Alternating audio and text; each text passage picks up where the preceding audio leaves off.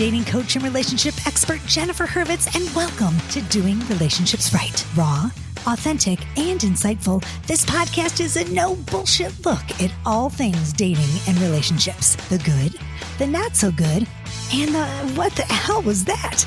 No worries, I've got you, and we'll figure it all out together without taking ourselves too seriously here on Doing Relationships Right.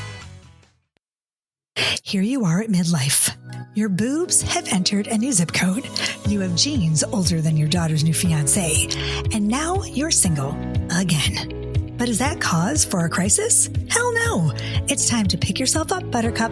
Whether you're freshly unhitched, just dipping your toesies back into the dating pool, or ready to dive into a new relationship, my new book, Midlife Priceless, a dating coach's guide to finally doing relationships right, has you covered with new dating and relationship advice tailored to meet you wherever you are in your relationship journey.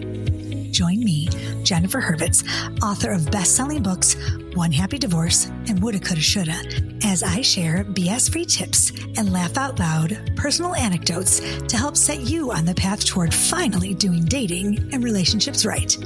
Grab your copy of my new book, Midlife Priceless, at jenniferhurwitz.com. That's jenniferhurwitz.com. Good morning. Good morning. This is Doing Relationships Right. I'm Jennifer Hurwitz, and I'm your host every now and then. I don't know. I'm back. Hi, I'm back. And this is Tuesday. It's Podcast Tuesday. You guys heard, if you're hanging around, you heard my Thursday episode last Thursday on my birthday.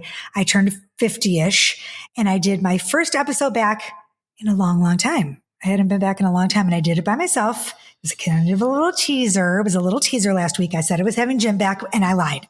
But he's back. He's back. Jim Healey is back. He's here with me now. Hi, Jim. Hello again. Oh, he's back. It's been a long time. I'm getting a little choked up. Choked up? Yeah. I'm glad you're back. It's been a long time. I'm glad to be back. I'm happy you're here. So for those of you who don't know about Jim Healey, I told you to do your homework. I told you to listen to some episodes that Jim was on before.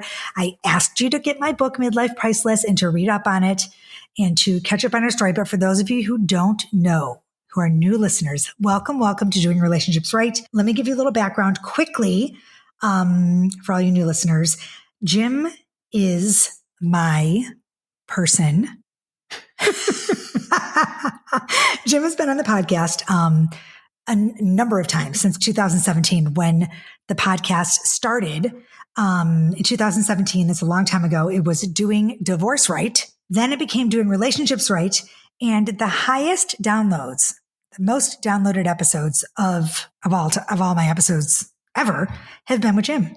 So I'm just grateful to have you back. That's because I listened 100 times.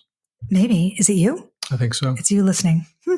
That's good to know. But I'm grateful to have you back, baby, and to have you back in my life, back on the show, and back beside me as my partner through this craziness. Is partner really the proper term? I don't think so. We talked about this in one of our episodes before. Partner is kind of like not the proper term. So what do we call? I don't know. I guess it is the proper term. It just sounds my partner. It's so lame. My boo, boyfriend, my bae. I don't know. My daddy. Your kids just vomited, I think. Oh my God, my kids did just vomit. What, you said that the other day in front of Zach, something like, get daddy the garbage bag. It's just so creepy. It's so creepy. I love to say it just to creep you out. It's the best. You creep me out. You creep my kids out. You creep everybody out. I mean, it's just the creepiest. But I can't start this podcast today without saying a little something for Israel. I stand with Israel. I do. I'm looking at Jim. I do. I'm a Jewish female. I'm a strong Jewish woman, and I can't say it without. I don't want to get upset. I don't want to get political. I don't want to bring. Actually, I do want to get political. I don't really care if I lose some listeners here. But yes, I'm Jewish. Yes, I stand for Israel, and yes, I am sad for everything that's going on in the world. I can barely even turn off the television. I can't get out of bed. I'm very sad. Yeah. So this is Tuesday, and we're recording. Actually, we're recording before my birthday, even. So yeah. It's been a rough week. It certainly has for everyone involved. And, I think even despite that, you care about the loss of life, for anybody. And you don't want any innocence, getting injured or collected in this thing. So it's just an ugly situation. It's awful. So with that said, just be kind to one another and hug each other tightly. And I don't know. just sad. Anyway, so we're going to move on. And we're going to talk about, we're going to unpack our story a little bit, and we're going to share with you what happened over the last year. And the reason why we are doing this, and I asked Jim to come on the show, is because I think that, as a coach and doing what I've been doing for the past, 7 years, it's been that long, 3 books, this podcast, being a certified divorce specialist, blah, blah, blah. I think that it was very difficult for me over the past year to make the mistakes I made, to admit the mistakes I made, and to own my shit again. My divorce was really tough on me, to hold myself accountable for the things that I knew that I did wrong in that situation. And I think that both Jim and I, if I can speak for you, I think we both, well, there's a lot of things. I don't think we, let's just start at the beginning. A long time ago in a galaxy far away. I think that in my episode by myself, like last week, I think if you want to go back and listen, you can get some of my take on it. But I'm just going to ask Jim a couple questions. Like, first of all, I'll start with you. But I think that we had different versions of our breakup last May. Mm-hmm. First of all, I felt like it was last May, and you definitely think it was June. It was June 6th. Oh, it was June 6th. Yes. Wow. Look at that. So first of all, I thought we were broken up before we were. In my head. I've been there before. Yeah. Sadly. Yeah. And we have, I think many men experience that. Like the wives are done or the girlfriend's done. Yeah. And then she finally has the courage to say whatever. And then you're like, oh my God, where did this come from? You're like, what do you mean you're leaving? I think many men fall in that boat. I think you're right. And I think that I had worked it out in my head, and I was seeing a therapist, and I was talking to her about breaking up. I had talked to my family about breaking up. And I think you'd pretty much gotten a billboard about breaking up. I mean, practically everyone but me knew, I think. I'm sorry for that. Well, thank you for that. Yeah. I mean, everybody knew but you. And I feel like, and part of that's just my own kind of stupidity or I don't think you're stupid. Ignorance. I guess just ignorance is probably a better term. Well, I think you were avoiding. Yeah, totally. Yep, I certainly was. Can I call you an avoidant? Oh, I definitely have an avoidant attachment style. And I have an anxious one. Yes. And we go together. Like glue and glitter. Like peanut butter and jelly. Yes. You're the chocolate and peanut butter. Reese's for the win. You're the pumpkin to my spice. Yes. I mean, that's it. We definitely, and I think that is the most common attachment style. In fact, it is the most common attachment style. So, interaction, you mean? Between the two. Oh, sorry. Yes. The most common relationship that happens is avoidant and anxious. And we love each other. We definitely link up and frequently. So those styles. We broke up a lot. I think we. Yeah. I think I cried wolf a lot during our relationship. Sure. Yeah, I would agree. And I think that as an anxious person, anxious attachment style, whatever, we do that. We tend to do that. We tend to break up to see how much you care. Yep. We're like, I'm going to break up with him today, see if he really wants me, instead of, because you don't use your words as much as I would like you to. So I needed to see. Sure. Right. So, and we've been working on this. We're in therapy. Yep. Which I'm really proud of you, Jim. Yep.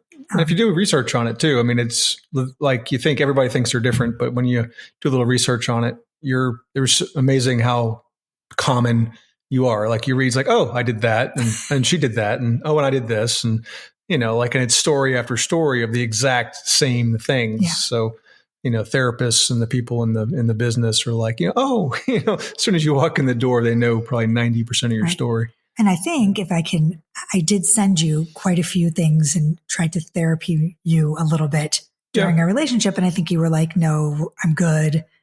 I was definitely avoidant about that, which is also a part of being an avoidant attachment style, is that we will, the very last straw, we will engage, some type of outside help or whatever. Like it's just who we are as people. And, if you read up on that attachment style, it's like the last thing we do is accept any help. Right. And I was basically threatening, saying, look, if we don't go to therapy, I'm out. And I think, and we need something terrible to happen for us to make that most of us need something terrible to happen for us to make that jump. And I think the terrible thing was me breaking up with you. And I don't think you ever believed I was going to do it for real, because I cried wolf so many times. I'm leaving. I can't take this anymore. We'd break up for 5 minutes. We'd get back together. It was like this, we'd have great sex. We'd go, whatever it was, and then I finally said, we'd have what? We'd have great relations. Great relations. Yes. I just wanted that out there on the record. Yes, thank you. Great relations. We did. We still do. That was another thing. But I mean, and I was also seeing a therapist, and I am a coach. And so coaches need coaches. And I was in therapy, and I was working on, I couldn't work anymore. I felt like I was doing so much work, and I couldn't do and I it was alone. Definitely doing none. So. You were thank you. I appreciate you admitting that. He was definitely doing none. Yep. And, I just was like, I'm done. I can't do this anymore. And then, oddly enough, I was done. And I think I moved much quicker into a next relationship because I was done in my head and you were not. And, you blocked me, if I could, right? Yeah. I mean, which is what you should do. I tell all my clients, block her, do whatever, block him. Yeah. I couldn't, you have public accounts, and I knew if you weren't blocked, then in fact, there was one time I, considered unblocking, and then his thing was Facebook or something, was like, if you unblock, you can't reblock for 48 hours.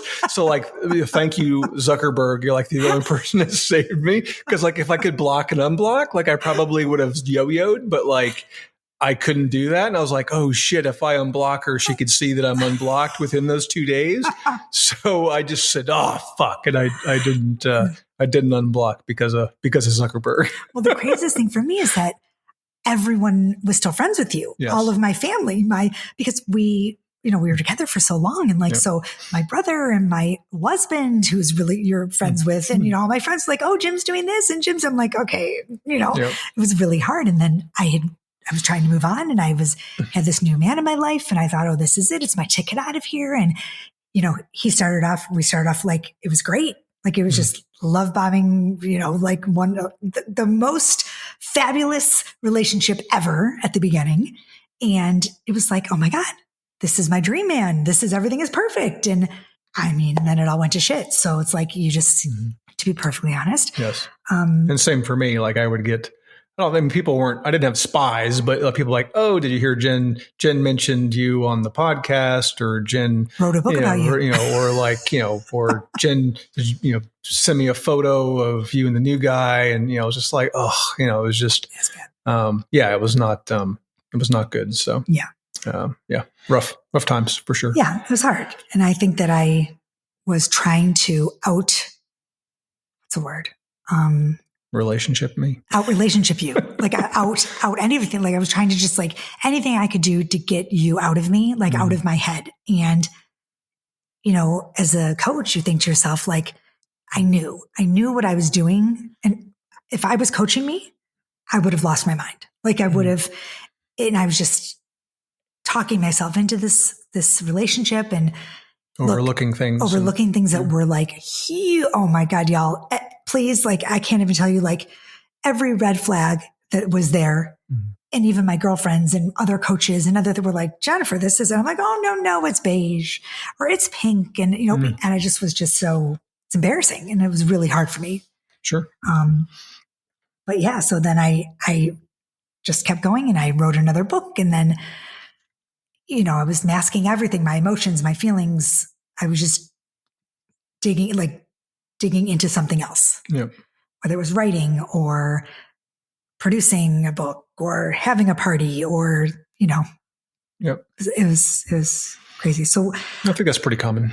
So Jim, yes. What did you, I'm going to ask you some questions over the last year. Like what did you do? What was you met someone, obviously. Yeah. I mean, I was in, I couldn't sleep. Clearly had no problem eating, but I couldn't sleep. No, you lost a lot of weight. I lost some, but anyway, it's a journey, but, I just, that's kind of what drove me, one of the things that drove me to seek some therapy and stuff was, I just wasn't sleeping. And I was like, dude, if I don't start talking to a professional about this, I'm going to lose my mind. So I started seeing a therapist who was great, and did some research and listened to some podcasts and read some books. And, there you go. It's just in black and white reading, it's like, oh, that was me. And, the exact worst things that you could say an avoidant can say to an anxious person. Like I said, it was like exact. I was like, oh my God, I said those exact words to Jen. To Jen. I said those exact words to Jen, and they're in a book. And it's like, so that means there must be, hundreds of other avoidants that said those exact words to their anxious. But I had said that to you, right? Like millions of times, like, Jim, you cannot say that to me. Yes, of course. But in one ear out the other. Yes, so. but like, anyway, it was. But thank you for. Yeah. It's like, so I did that. And then, for several months. And then, I was like, dude, she's not coming back. Like, you need to move on with your life. I mean, that's, you're not getting any younger, and, let's see. And we didn't talk. Let's see not, basically never, mm-hmm. I mean, you maybe when my dad passed and stuff, but that was about it. So anyway, it was just, I just was like, I better, get down the road here because she's not coming back. And, I told friends you were never coming back, and we were 100% done. And, now here I am. And by the way, as a coach, I'm like, you never get back together with your ex. Yeah. And I'm watching all this stuff and I'm thinking, as my life is unraveling, and I'm like, I'm just like, in my head, I'm like, everything about this relationship that I was in was so the opposite of the healthy parts ish. Of, well, ish, but, and I kept thinking, God, if only I could get like, meld, like the good parts of my relationship with Jim. If I could if he would only work on X, Y, or Z, right? And he would, if he went to therapy and this, blah, blah. Well, meanwhile, as this is all happening, jump forward, I end up, I went, you all know, you follow me. I went to Palm Desert with this person, and we created this fake bullshit life that was like, just like, oh, for fuck's sake, you couldn't even imagine as I'm sharing it. And I had to get out of there. I was like, this is not me. This is not who I am. This is not, I'm being silenced. I can't voice. I didn't feel like I was being authentic. I stopped podcasting. I just turned inward, and I was like, it was bad. All of it was bad. And so when I got home, we ended things, and I just remember being like, you know what? It just felt wrong. Everything felt wrong. And when I connected back with you, we touched base, and then you had told me, like, I was in therapy for a year, and I blah, blah, blah. I'm like, oh my God. Like, I only wanted, like, it's only exactly what I was. You were pretty pissed. I was pissed. I was like, what do you mean you went to therapy for a year? What do you mean you did X, Y, or Z? Like the way you had evolved in a year and the work that you did, Jim, like, so proud of you. Like, thank you. Yeah. I mean, you just really did such a, yeah, it's really worth it. I mean, if you're listening to this and you're a guy and you think you don't need help, I think anybody could benefit from some level of, therapy.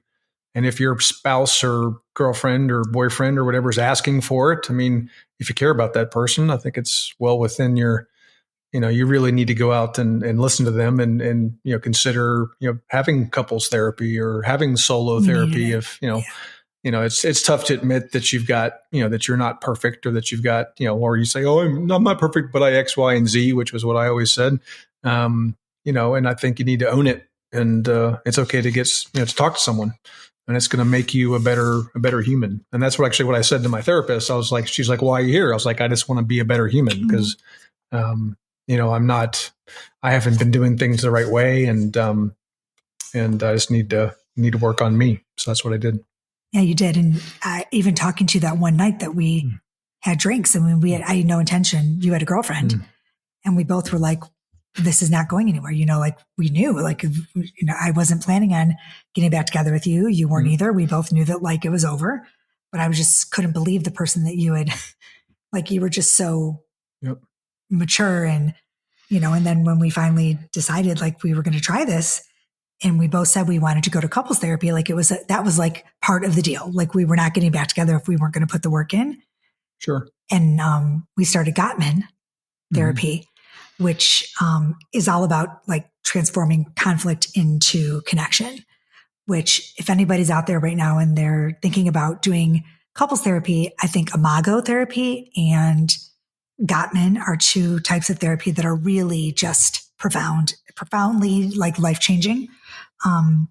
Basically it just helps you fix the way you fight. And I think that we needed to fix the way that fight. Yeah. I mean, right. Yeah. Don't you think? Oh yeah, totally. I mean, don't you think we are so different now than we were? Yes. Yeah. I think it's crazy, right? We interact, when we get triggered, we interact far better now than we did. And we recognize, old patterns or things that could be going off the rails, and we try to redirect that before it happens. I mean, even our podcast right now, like I think if you listen to earlier podcasts, we even like, I mean, I was like, people said I was emasculating or that I was like over the top and I was nasty. I'm like, I just can't even, that even hurt me. Like I felt like, oh my God, was I really that way? And I felt like I was just kidding, but clearly people thought that I was mean. So that hurt my heart, So, I did work too. I was still seeing a therapist, and I recently was also I was in so much therapy, I couldn't do any more therapy, I want to thank, Dr. Terry Mack, if you guys know who she is, she's amazing. I worked with her and Susie Kamen and all these great people. So it's just super important, I think, also that we recognize like how much work we did. And I just appreciate you. Oh, thank you. You're welcome. That's it. I mean, it's good stuff. It's a bunch of good shit. But okay, so questions. Here's some questions. If you have, like, what was your biggest regret? It's fine. We're worried about the computer. We're good. And with the screensaver. Oh, the screensaver. No worries about the screensaver, darling. I'll fix it. What is my biggest regret? I guess that I, waited so long that I wish I'd, we'd had discussions about doing therapy, and, I wasn't the biggest fan of that. And, part of that was, you're pretty particular about your healthcare providers and such. I'm pretty about my therapist. And you're in the industry. Yes, so like my pushback was like, fine, pick one and we'll use that person. So anytime we'd have an argument, she'd be like, why don't you go get therapy? I'm like, pick one. And, I was afraid to pick one because I was afraid that whoever I picked would, you would have a problem with. So, well, whoever I picked was going to be someone I knew. So I wanted to make sure that it was someone that. So anyway, so that was my biggest regret's not seeking therapy or, working with someone earlier. Yeah. I also think too, I need to admit something is that I always had one foot out the door. Mm-hmm. I always knew that when Zach and Jonah went to college, when they were both gone, that I was going to leave. Yep. And I thought I had been honest about that. Well, you had. I mean, you told me all the time, but I'm out of here. You also said we're going to dinner and would cancel it every time. Honey, I don't like to leave the house. How many times did we make plans for the weekend only to have them cancel? You just don't believe I was crying. So it was like, she says this, but she's not really going to do this. So, you're relatively impulsive, and I think you better now. Better, yeah. And anyway, so I was just like, whatever. I mean, like tomorrow it'll be a different thing. So yeah. But I didn't take you seriously. You didn't take me seriously, but I actually took offense to that. Like I thought that you didn't respect so it was almost like I wanted to prove to you that I was going to leave. Oh, you proved it. I'm like, I'm out of here, bitches. Mm-hmm. So like to me, I was like, you know what? I'm gone. And I think that now, and you'll hear the episode. You haven't heard it yet because it comes out Thursday on my birthday. So this is pre that, but, I'm like, I'm in it. I'm not going anywhere. Yep. I'm here to stay, and we're working on things, and, we do check-ins at night, and shit's just really different. Like, I feel like it's really different. Like, I had to like go through what I went through to realize that like, you're it for me. Like, this is it, so everyone, this is it. Supposedly. No, excuse me. So rude. So I was going to ask you about like what your advice was. You gave advice to people. You did good. What else? You got anything else? We talked about couples therapy. No data for now. I mean, one foot out the door. I think we did good. If people have questions, I just think this is like really important. Yeah. I mean, the biggest lesson, you've got a question there, but the biggest lesson is really just, to listen to your partner and try to understand that, it's you and your partner versus the problem, not you versus each other. And look at you. we would Look at frequently we would frequently fall into that trap. Yeah. And I definitely, I'm a facts guy, and I would definitely try to prove that I'm right, regardless of whatever You it was. love to be right. And and you often said, I'd rather be right than be happy, but I'm happy when I'm right. So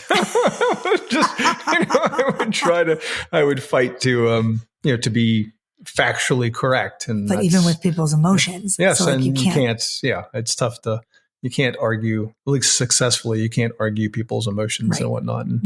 And frequently you were hurt, and like it was more important to me to say, that, I didn't mean it, or that's not what, you can't be hurt because of X or Y. And, that's just a recipe for disaster. So the biggest takeaway is you guys against the problem, and seek help. If you have the means to work with someone, it's good money. It's money if you well can't invested. afford it, Gottman has tons of really there's cool a Gottman app, right? Gottman app. We played around with that one a little bit. And, Gottman cards or something, Yeah. and it's all free, and they talk about the 4 pillars and all that. Gottman, if you listen, they have a podcast. Yeah, the tough is getting the buy-in, especially if you have an avoidant in the mix. Is getting that avoidant person to really buy hard. in to that. You can send all the memes and Instagram posts and all that stuff, and it's tough to get them to buy in. It really is, because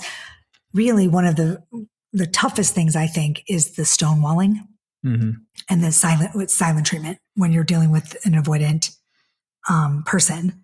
Is that an anxious person wants to talk. They want to talk then. They want to talk right now, about it, and they want to talk. They come in hard and they come in fast, and they want to talk and talk and talk.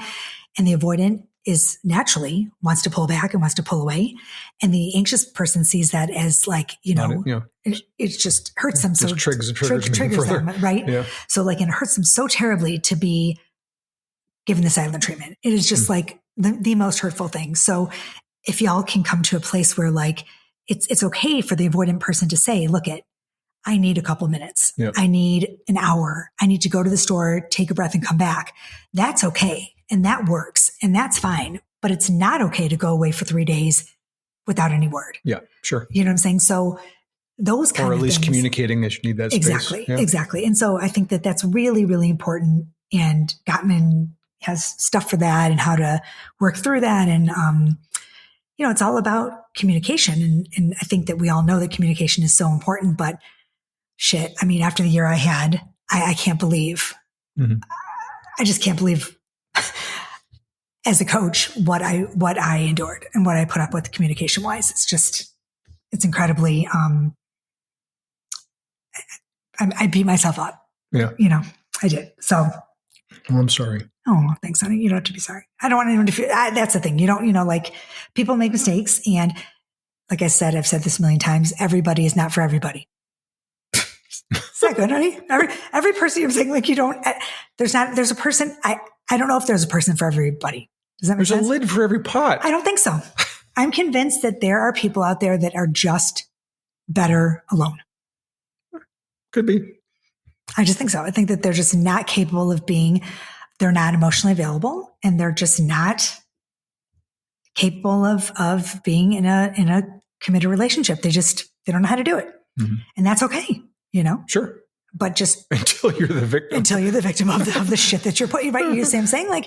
But just own that shit. Own it. If you're better off being alone, you'd like to be alone and it's your thing and you do your shtick and blah, blah, blah, then just own it and go through your life and be cool at being alone. Don't drag someone else into your shit. It's not fair. Sure. I'm sticking to it. Follow for more. That's it. Anyway, so that's that. Jim, what else you got for me? I think that's it. That's it. Oh, look at that. We're right. I always finish exactly 30 minutes. It's not exactly 30 Almost 27 minutes. Then you've got the pre-roll and the post-roll I did okay. and the mid-roll. I did okay. I'm just so glad you're back, honey.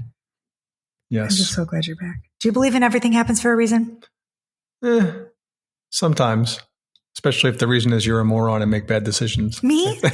You, not you, the royal you. Sometimes, yes, stuff does happen for a reason. When you're stupid and make stupid decisions, then I think we both kind of.